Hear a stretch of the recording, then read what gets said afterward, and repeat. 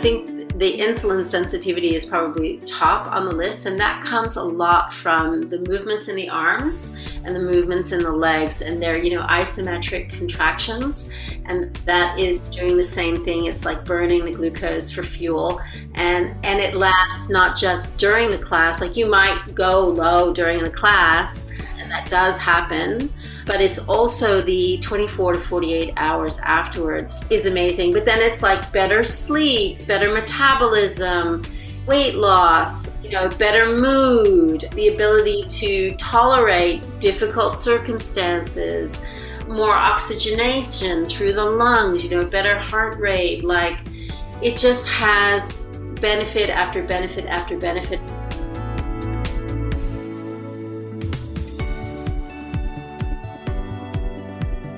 Welcome to the Type 1 and Midlife podcast. My name is Melissa Slemp, a certified nutritional health coach and the founder and CEO of Abundant Health with Melissa, where I help women with type 1 diabetes to feel more empowered and live their best life despite their diagnosis. Each week, I will bring conversations and strategies from guest experts and my experience living with type 1 for over 40 years now.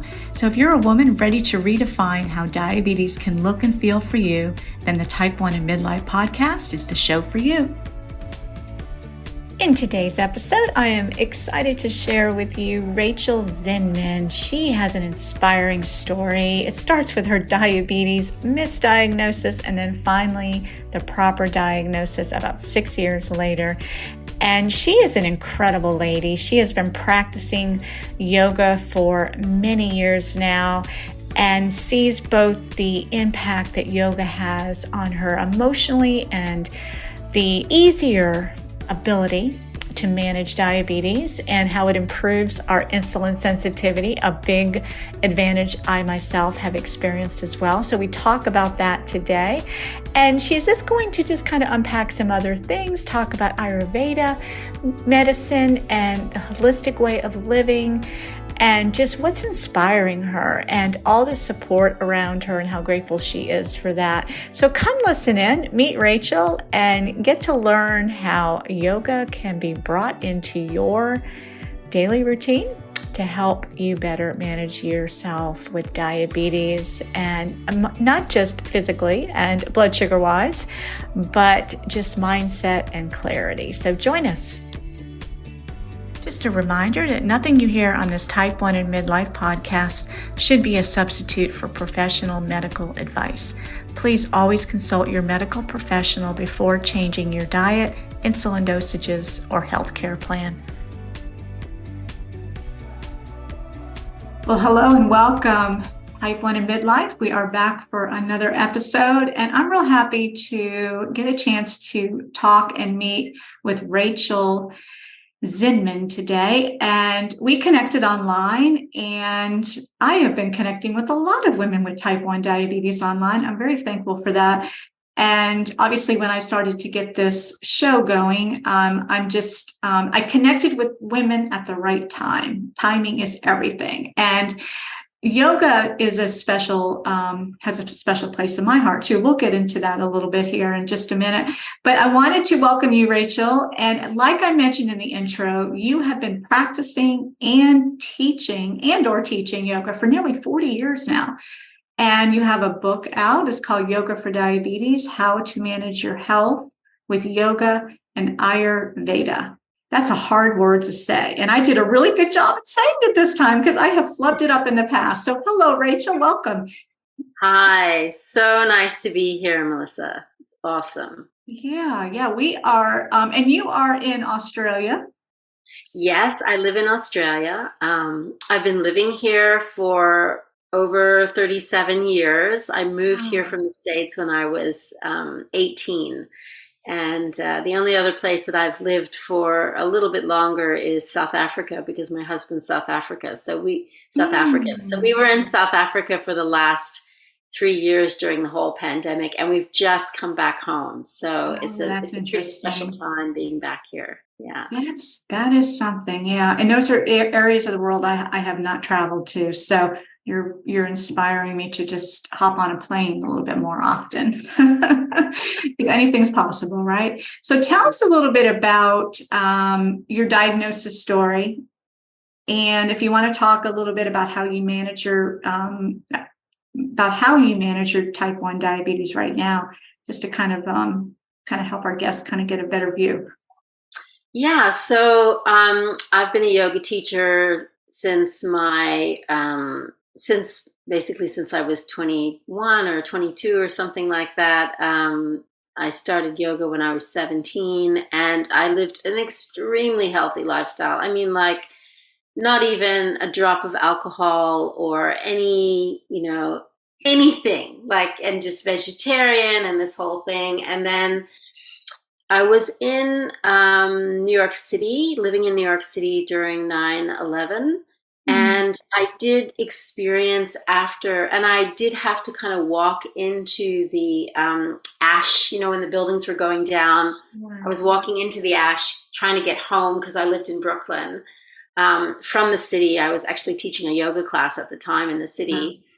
And we were living in Brooklyn right across from the buildings, and they were advising us to keep our windows shut and everything. But I did start to feel about 6 months later, very odd. Like, I just didn't feel like myself. My nervous system was really sensitive. I guess, I felt at times like I kept getting flus and colds and things were going on.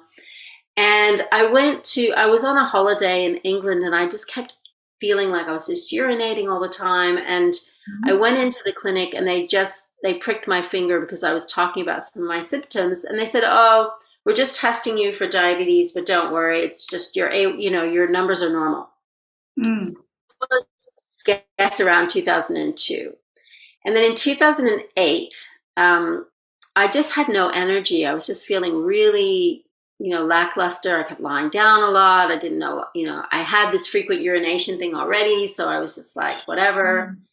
And I went and got a blood test, and the doctor called me in, and he said, "Look, I've looked at your numbers. I looked at your A1C, and it's a little bit high. Looks like you've got diabetes. And here's a pamphlet. Go home and read about it." So he thought I had type 2 diabetes. And here I was, this very thin person, with this very healthy lifestyle, told by my doctor that I had type 2 diabetes and I needed to read about it and change my diet and lifestyle. And I was like, well, I have the perfect diet and lifestyle. It doesn't make sense. So I went in to see an endocrinologist not long after that. And he just said, "Look, we don't really know what's going on, but here's a glucometer, test your blood sugar, keep an eye on it, modify your diet, and, just come and see me every 6 months or something." So that kind of back and forth went on for quite a while, let's say 6 years. And in around the 6th year, he did say to me at some point, "Look, we did some testing, and we saw that your A1C is, creeping up, and it looks like you have autoimmune diabetes." And I remember saying to him, "Does that mean, like, can I cure that?" And he was like, "Not really. It's just kind of going to progress." But it wasn't like, there was no information like, you have type 1 diabetes. You're eventually going to go on insulin. You're going to need to really, stay on top of it, blah, blah, blah. So then in 2008, I guess it was 2014 by then, I was just like, I had just blocked out that I had any kind of autoimmune diabetes. And I just started reducing my diet, basically turned into a bit of an eating disorder. I was exercising all the time. And my blood sugars were just going higher and higher and higher. And I started getting neuropathy.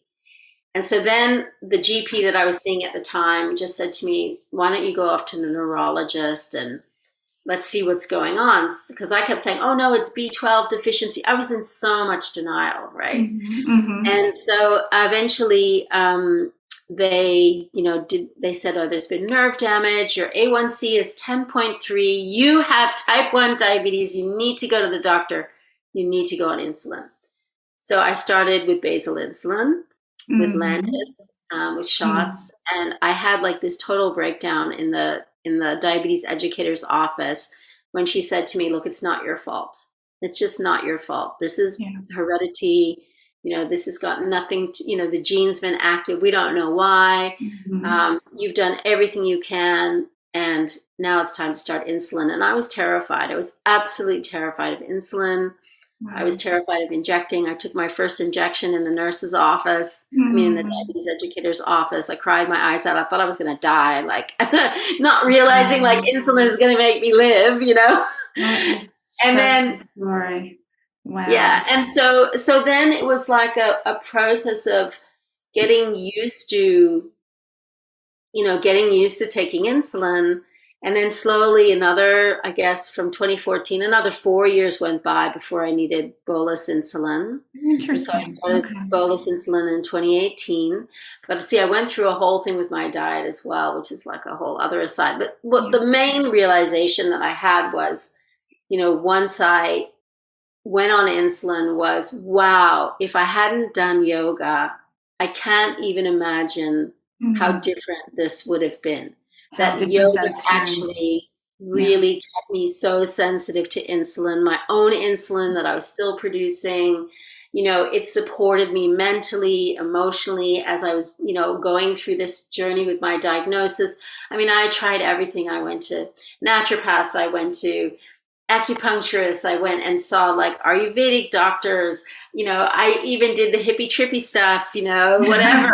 I tried everything to cure myself. Yeah. And not having a proper diagnosis. So once I had that proper diagnosis, it was like everything in me just dropped and went, okay, I have to live with this for the rest of my life. I'm going to be dependent on insulin.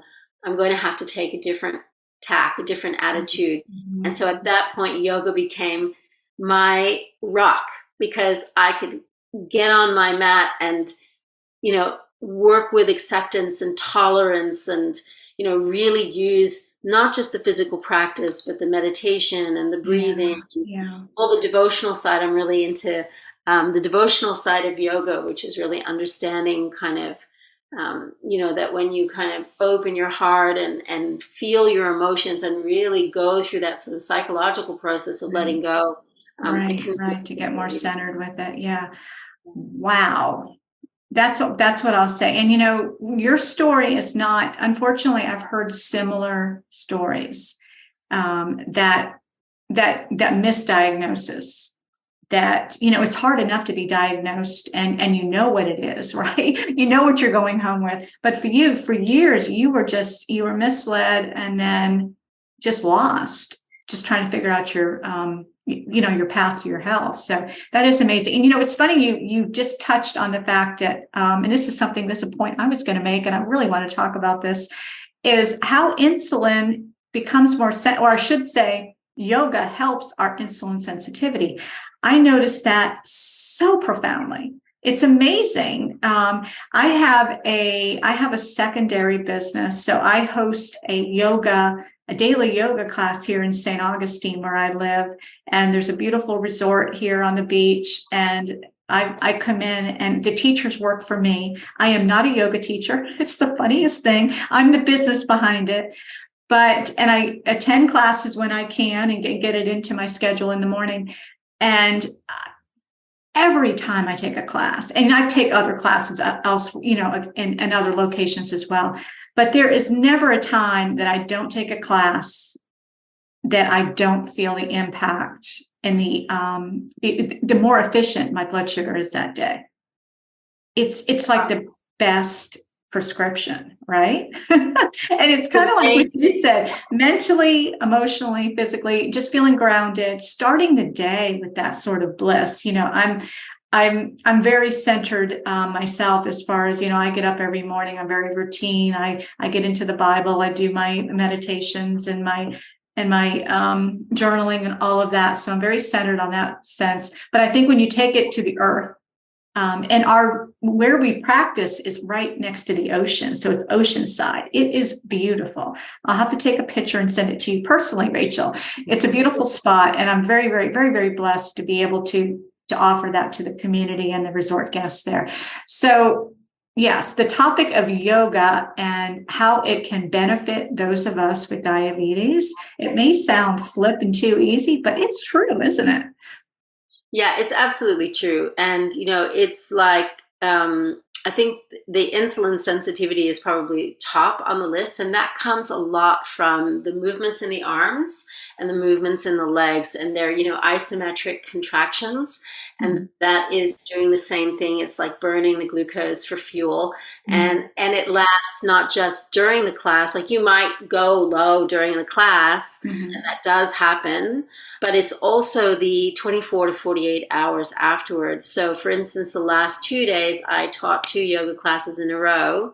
And then yesterday, I spent the whole day fighting lows because I just, was so much more sensitive to insulin. So I actually had a great day. Yeah, I get you it. know, I get it. so, Yeah.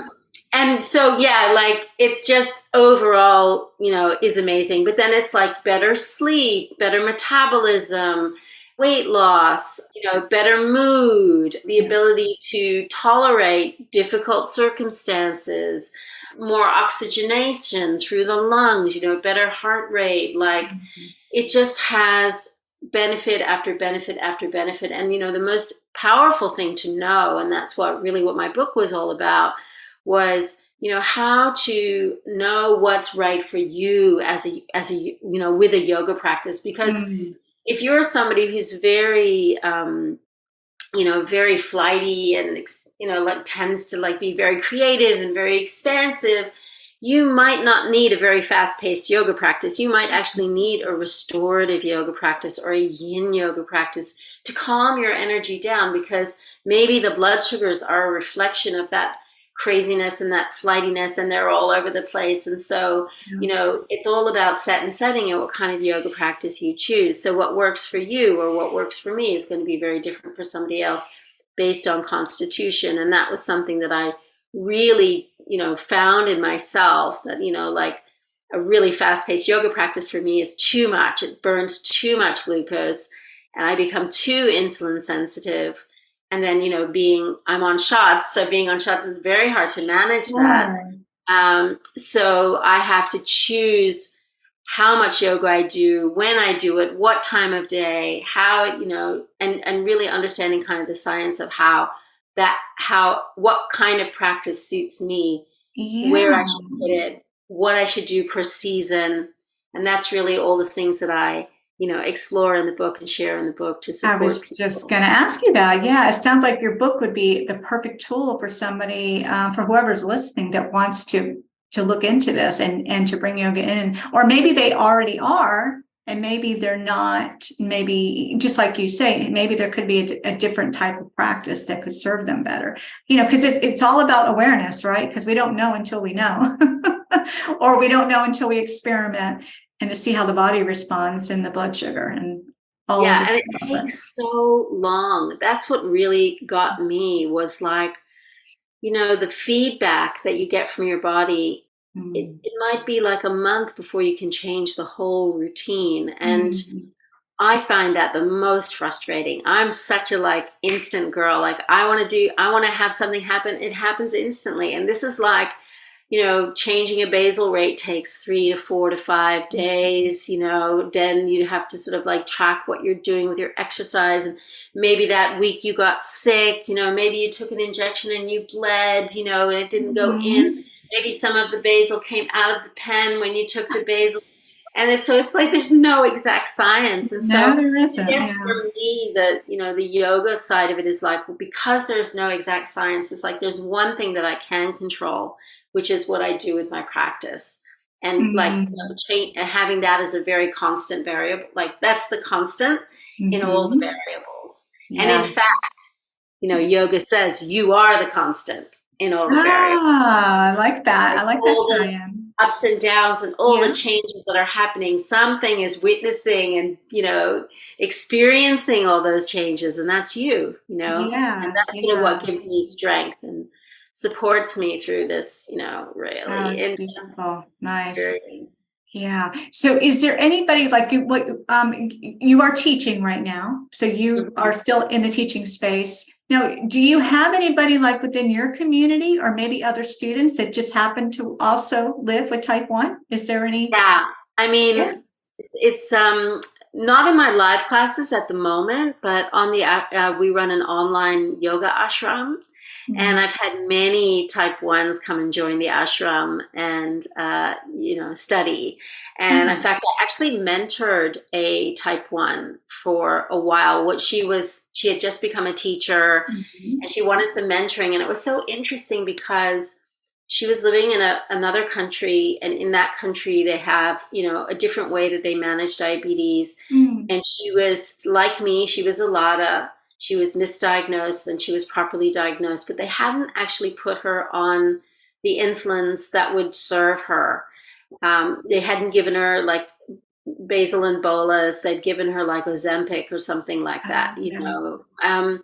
and so just through us working together, not just on a yoga practice, but on just me sharing my experience of working with basal and bolus and looking at timing and looking at the type of diet and stuff that I was on, it Mhm. really helped her, getting her to get a freestyle libre on her arm, which she wasn't able to. She had to actually fight for her Yeah. um, to It's get the amazing. information and to Yeah. get them to give her what she wanted. And she's now like she's had a total transformation and she's managing her diabetes. She's gotten out of that high range and she's like, powering and Mhm. getting into her yoga teaching as well. So that was a That's really, a good really happy ending. like Yeah. a really beautiful opportunity for me to give peer support and also share the yoga. Yeah. So Yeah. yeah. It's proof that we need each other. I mean, we need each other in life in general, but even, I mean, in the diabetes community, doctors do what they can. They do the best they can, but they don't get it. They don't, it's the conversations that we have, us women and other people with diabetes, men too. I'm not leaving the men out, but it's these conversations and these ideas that helps people go back to their doctors and ask these questions. It's real similar to the women that I coach. They come to me with a sort of an idea of what they're doing, but then we really dig into other options. And again, I'm not a doctor. I don't tell them what to do, but it's like, oh, wow, I didn't know about that. Or let me ask the doctor about that. So it's beautiful, isn't it? And they're so thankful because they're not made aware of it necessarily. And there's so much information out there. It's hard to sift through, unless they can sit and talk with those of us that have kind of experienced it. Yeah. Yeah, and I think like the big piece for me, and I say what sort of brought it all together for me in a way was I went through an experience of having a really scary hypo. I had like I injected Lantus in the wrong place, and I don't know if you've ever had it where it just drops like a stone, and you're Sure. like on the edge there, and you're like, oh my god. And I had two in a row, like one day, and then maybe like a month later, the second one happened. And I didn't realize that there was something called, like that you actually get like PTSD from that. You get like Mhm. really affected. And so I was sort of reaching out into to my doctors and to my diabetes educators, and they just kept saying, "Oh yeah, it happens. It happens." But like I was actually like, getting more and more frightened to take Yeah. that Lantus injection. And I just came across a diabetes psychologist, diabetes specific psychologist who has type 1 diabetes named Dr. Mark Hyman. Oh, I And, like that. He's going to be and on our show soon. oh So yeah, yes, he's yes, he's really, amazing. he's brilliant and he runs a Mhm. membership. And I joined the membership. I ended up being with him for a year. The Nice. last session I had with him was specifically like a one-on-one that we did as a podcast where we worked on my fear of just that moment where I take the injection 15 minutes afterwards. And it was so incredible working with him for the month, Mhm. having all these mental tools to, because it's one thing to be a yoga teacher and to do yoga and to watch your thoughts and all that. But this was like literally like tools, like make a plan when this happens, make a plan, Yeah. do things even though you're afraid of doing them, and so all the things that I had stopped doing because I was so afraid of these lows, like walking and eating and whatever, it was like just going through this course and every week listening to his talks and interacting with the community. And then this final session that I had, which was, really drilling down into like, what is the fear really? What are the sensations? What are the fears? And me realizing that I wasn't actually afraid of the injection. I wasn't afraid of going low. I was actually afraid of the feelings that occurred when that happened, because it reminded me of all the times in my life that I'd had awful panic attacks. And it just fixed it. I don't have that fear anymore of taking that injection. And I've had just one kind of like success after another, and I'm not saying I'm managing my diabetes as well as I'd like. I mean, I'd say I'm going through a pretty tough time at the moment, getting my levels where I want them. I've had much better times, but at least mentally, I've really found a way to be okay with it. And so I didn't realize that, the mental health side of it was the missing piece for me, because I did so much yoga. And so I had a fixed idea of what would work for me. And this was just like, really took it to the next level. Yeah, that was that missing piece. That is so encouraging. I'm really looking forward to having him here on the show. And your story reminds me of people that I've worked with or are currently working with. So I'm real excited about that, just to be able to share him with some other ladies that have those same fears. So yeah, and it's very disabling, when we're questioning our decisions and our steps every day. And diabetes is not something we can take a day off of. Guess what? We wake up the next day, and unless those fears and that anxiety around it is dealt with, I think it can even surmount over time. I would, I haven't been in that situation. I've had different type of applications, I guess, when it comes to just managing the disease, but the fears of the highs and the lows has never really, it hasn't stuck in me, which is good. I'm glad I didn't have to experience that. So see, there is hope. There's totally hope. There is always hope, which is really my favorite word. I think that's my word of the year, and it's definitely just part of the mission of this show and what we're hoping to help other women with. So what have you noticed? Now, women, I'm in postmenopause myself. I'm 55. I'm 50. I'm older than you. I'm 57. Oh, you're amazing. I get to see you. Everybody else can find you online and see you. Well, awesome for that. Yes. And I noticed a big shift with my insulin sensitivity during that time. And, just to circle back with yoga, because I know yoga, and you were talking about the different types, the different forms, the different practices. And the first thing I think of is like Bikram, because it can be much more intense on the body.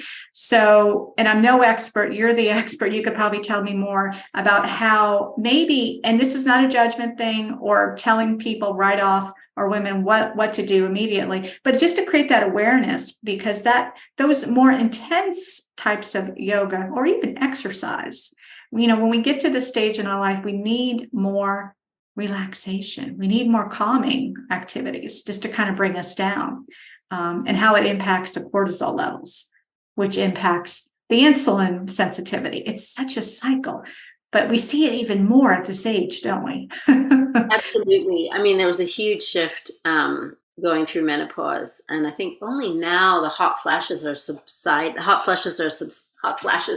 We call them hot flashes in America. I don't know. Hot flashes. Yeah.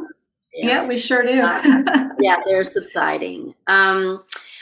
Anything which is, in general, what they say in Ayurveda is that as we move into menopause, we have more air and space in our system in general. So when we're kind of, going through our menstrual cycle, we might be a particular constitution, but then the air and space element, which they call vata dosha, comes in because everything starts to dry out, right? So we don't have that same kind of juiciness in our bodies. We're not, we're not getting fertile. We're not making the baby. All the levels, are dropping, and our bones get drier. That's when things like osteoporosis. That's why it's so important to, maintain bone density. That's why yoga is so amazing. Really So good. yes, there's Yes. more air and space in the system. So when there's more air and space, you need more water and earth. So we don't want to bring in fire, because if you think about wind, when wind and fire combine, you get like a forest fire. You get like, like this more fire. And what's happening in menopause, especially when we're getting all the hot flushes and everything, is there's a lot of heat in the body. There's a lot of metabolism changes. So when there's more air and space and there's more fire, you want to bring in water and earth. And so that is all the calming, softening, centering work. So it's not about just lying around on bolsters. It's about maybe doing a practice which is slower and more considered, with more standing postures, really connecting with the earth and things like that, moving at a slower pace, doing a practice which does incorporate rests in between the movement, where you go back into like a pose, like child's pose, where you're all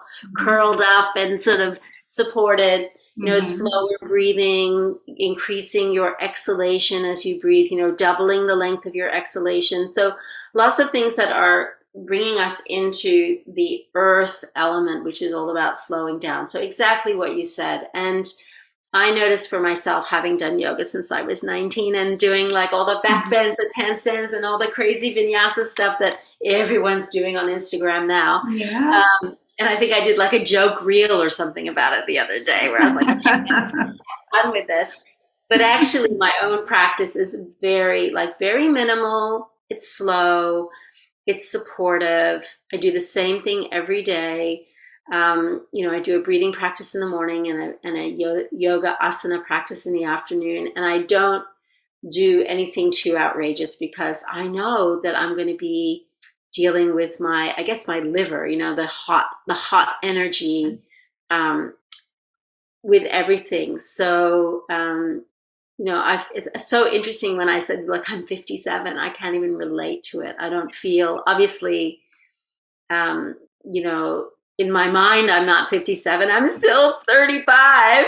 That's right. Let's keep thinking that. Why not? Right? Right. But also physiologically, even though I've been through menopause, I think with the yoga and this consistency of my yoga practice, my body feels very fit and very young. So, besides having diabetes and the challenges of living with type 1, I'm probably the healthiest and the fittest I've ever been. So I always think like menopause is not a time to fear. It's actually like, to me, a friend of mine coined it the queenager years.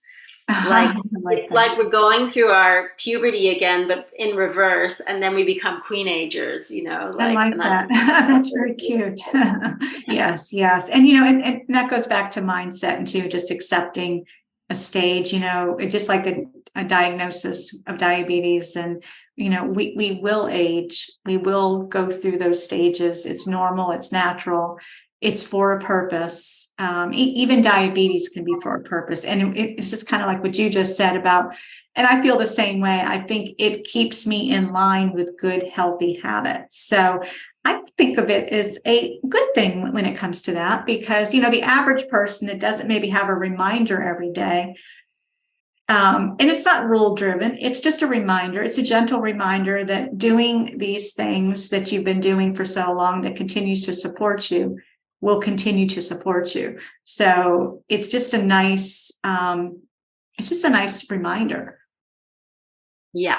Reminder of what really does matter and really what our body needs. So just kind of sinking into that sure makes it a lot easier than fighting it and trying to defy it, Yeah, absolutely.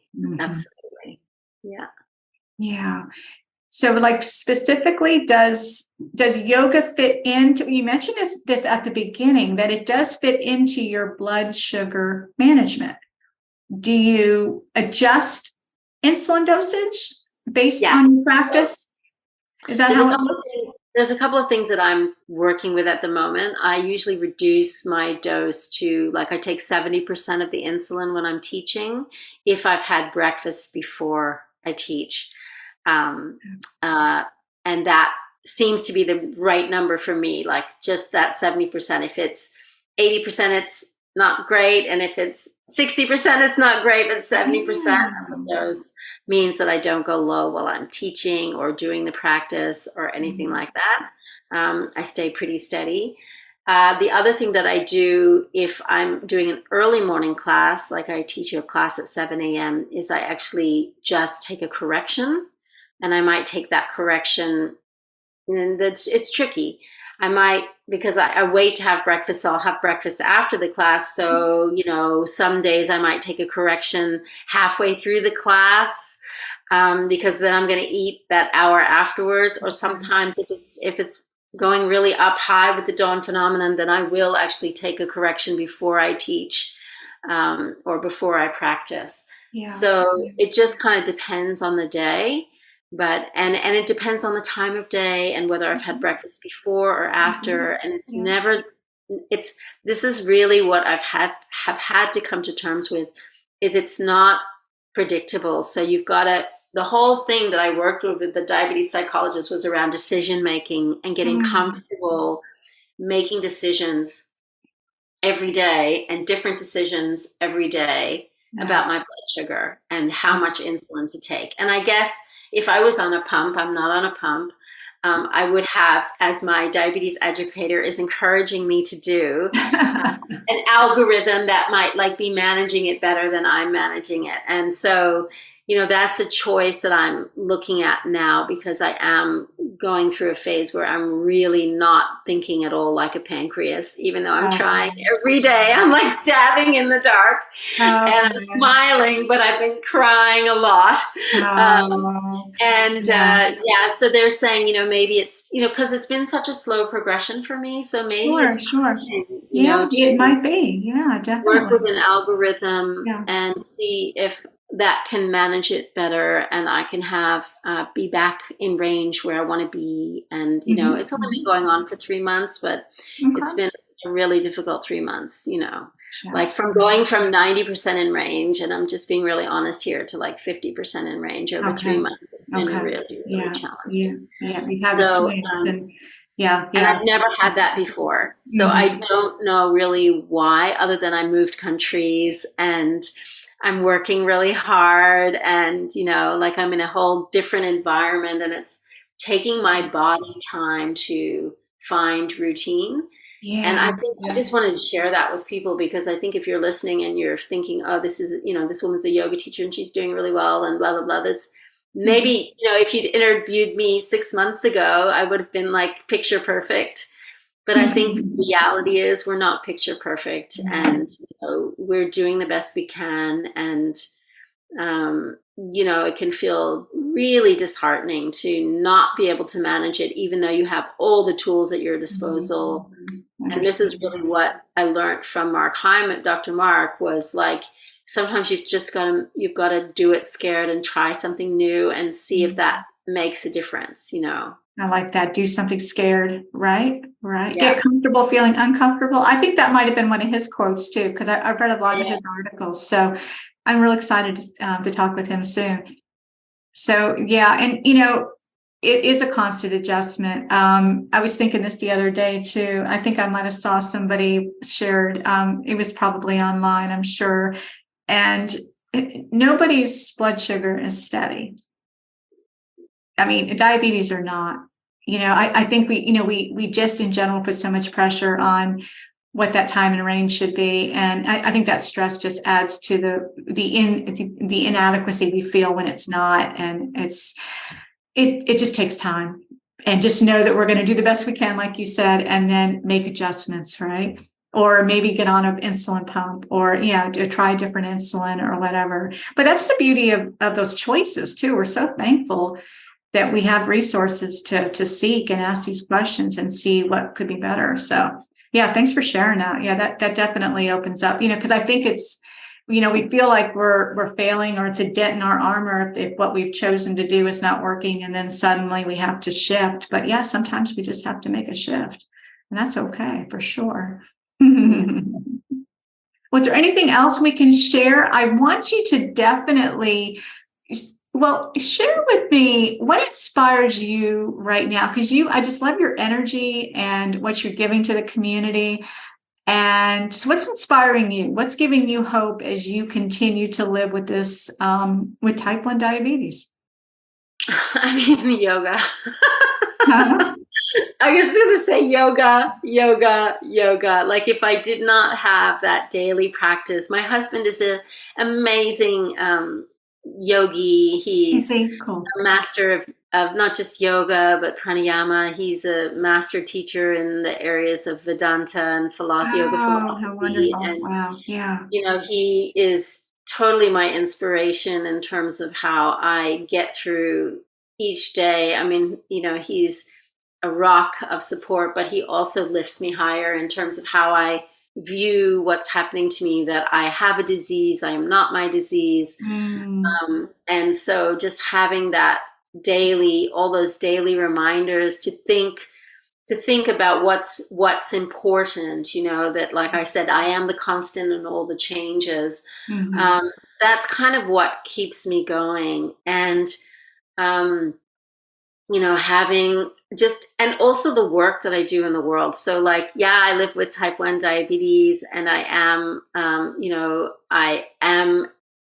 involved in the type 1 community. Right now I'm working with the Diabetes Sangha, and the Diabetes Sangha is a beautiful community of teachers, meditation teachers who are offering meditation to the diabetes community, and anyone can join, and they run something every day. And I'm fortunate and lucky enough to be able to share once a month in the community and teach different meditations. So that's something I do, to give back to the community, as well as my book and my blog, and, just having an Instagram account or whatever. Yeah. But ultimately, for me, it's about sharing yoga on a regular basis, having, in-person classes, running this yoga ashram where we have, daily live classes, and then a huge library of beautiful practices that people can do anytime in their own time, with all of this available, really filling in the missing piece for people who've done a lot of yoga in their lives and they really want to go that step deeper. And, I've been all these places. So for me, that's what keeps me going, is that I have this vocation that I absolutely love. It is my life. It is my relationship life. It is, my life. And so the diabetes comes along for the ride. Yes. You have got just a sweet, positive, beautiful spirit. So thank you so much for sharing it with us. And I would love to have you back on too. So we'll talk about maybe another topic that we can dive into. I'd like to talk more about the Ayurveda. And maybe that's another topic we can cover on a different show in the future. But share with our listeners, how can they get in touch with you? You just mentioned some amazing resources that I want to get in touch with as well. So, and we will link all this in the show notes. So if you don't have a piece of paper and pencil and you're listening to us, it will be available here. But go ahead and just share.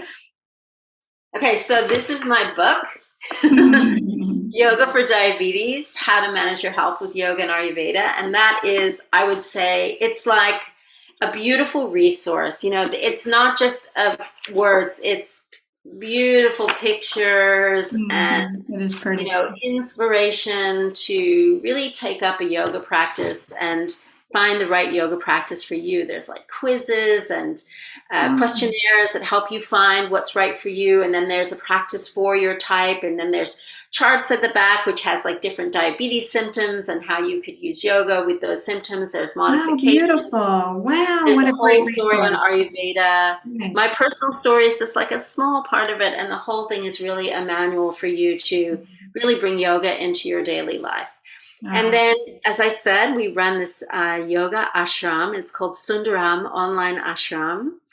And that is a place, it's a resource. There's over 150 yoga classes in there. There's philosophy classes, there's breathing classes, there's meditation classes. It's all in our virtual library, or you can attend live, and just take a live class with one of us, my husband and myself. And so that is a great place to touch base with me. And I do yoga teacher mentoring and kind of not really coaching, but support for people in there if they're yoga teachers and they want to be better yoga teachers. Nice. And then I have my Instagram, Yoga for Diabetes blog. And I have a blog, which is yogaforddiabetesblog.com. Okay. I have to be honest and say I am not so much writing on the blog at the moment.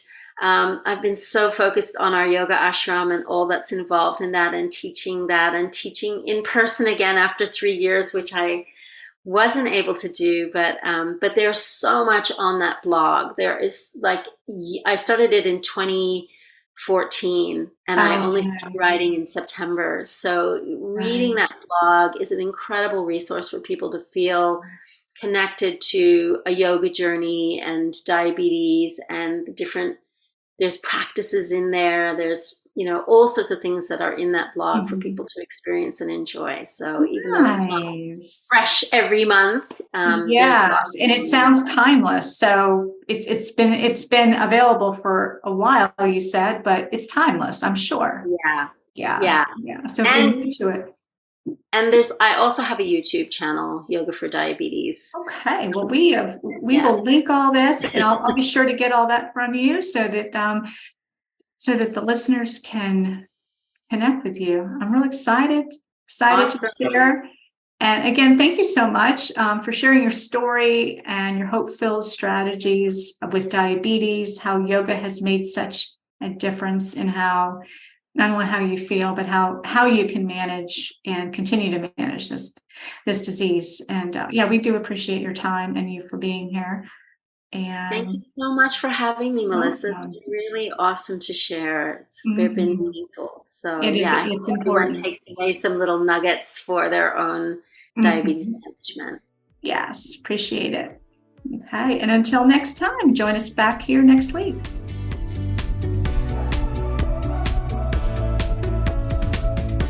Thank you for listening to the Type 1 and Midlife podcast. Head over to iTunes to subscribe, rate, and leave a review. It's very much appreciated. Thank you. And be sure to check us out at abundanthealthwithmelissa.com for our free resources.